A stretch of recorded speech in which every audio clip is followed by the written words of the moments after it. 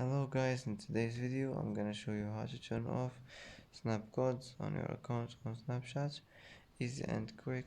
First click on this settings icon, and now here you will find scan.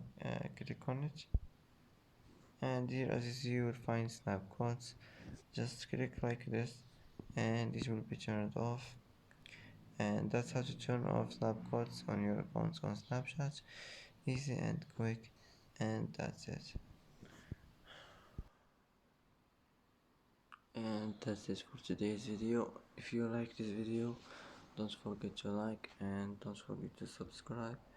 I hope this video is helpful for you, and thanks for watching until the end, and see you in the next video.